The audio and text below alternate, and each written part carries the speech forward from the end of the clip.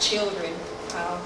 And one of the presenters provided me with these two photographs, which I will try to respond to.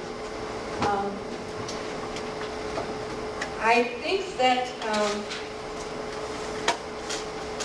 in order to determine whether photographers successfully portrayed Indians, you have to consider the Indians' physical state and how it changed over the time of the invasions. Consider the trauma of loss, of injury, of self-esteem, of family members and social relationships, from the removal from homes to children's placement in boarding schools. I think that the old documentary photographs have built-in limits.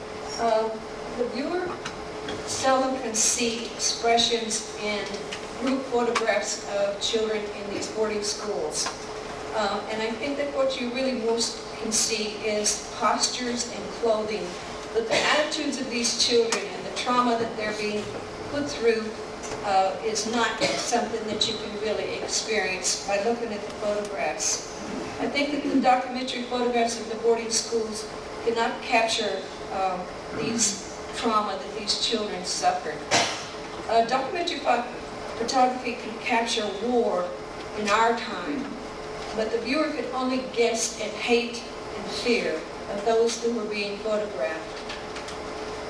I don't think that the documentary photographs do much in showing thousands of natives that were starving and being herded hundreds of miles from east to west, west to east, and in the distress dying.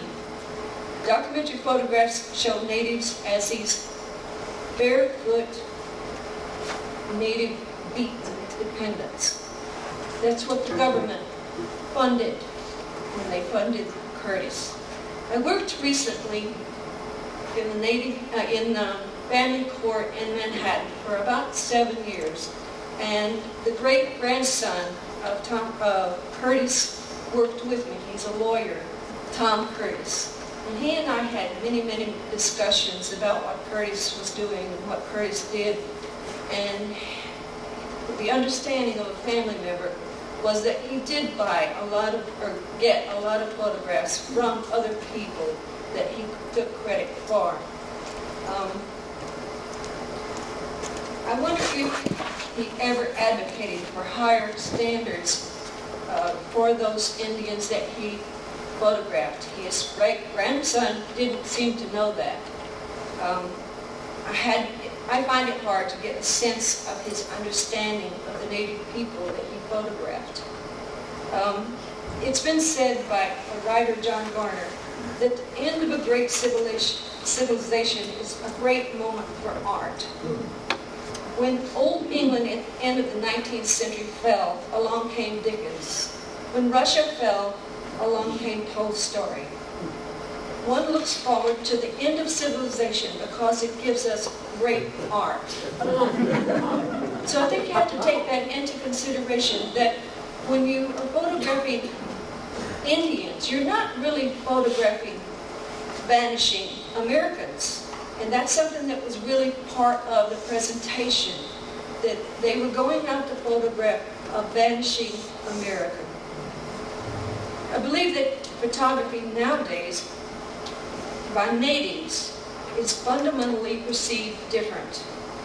That some of our traditions are being depicted still close to the roots, and that we are documenting elders and traditional forms of crafts, but we're also throwing out our net in every direction, in the pop culture, and in third world cultures, and in science.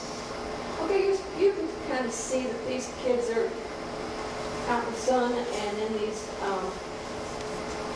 poses that are, you know, not what you're going to see from my work.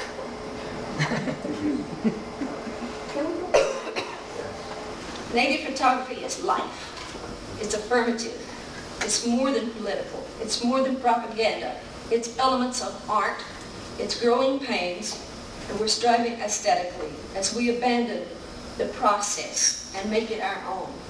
And we accept and we reject the rules of museums. This is my granddaughter. When I told her I was coming to do this, And we were looking at a book of a lot of photography of natives, and we ran across some pictures of South Americans with their red paint on their face and everything. And I said, I want to take a picture of you to show them. And she said, okay, but I want to paint my face. Her idea of painting her face was to look very, very New Yorker.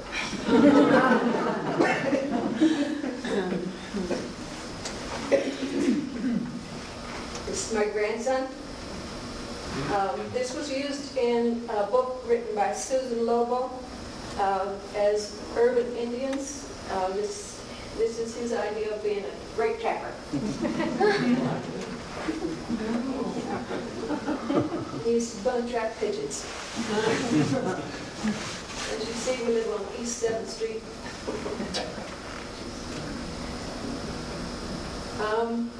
This is just everyday life of one of the members of the Indian community in New York City who travels back and forth from working on the iron. He's an iron worker, and he's teaching his daughter to shoot, but he's teaching her with some kind of underwater gun.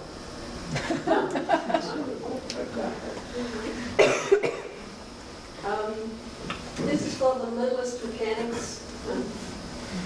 Indian kids getting involved in everyday project, and I thought it was a great time to just capture what goes on.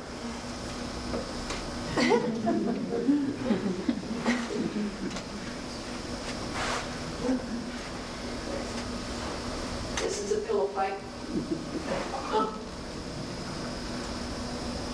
And these kids swinging on a tire.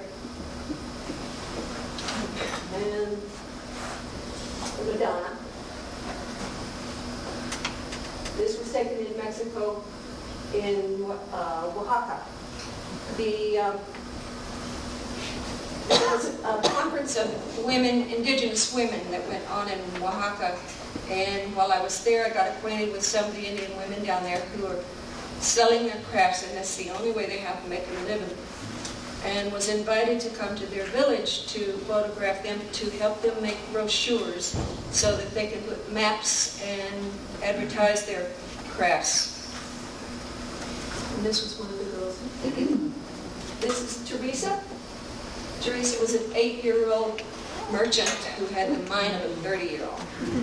And she was quite charming, and she wanted to give me a pot holder for taking her picture. And then when I returned to Oaxaca, she wanted to know, where is my picture?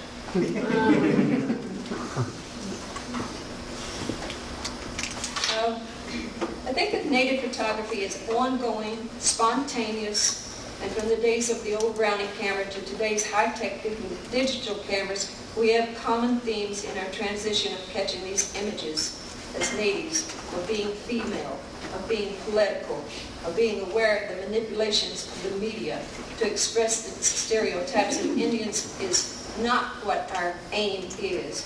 Native photography is too great an expression in an ever-changing scene, and directions and conditions and emotions that we live with and deal with every day. Thank you.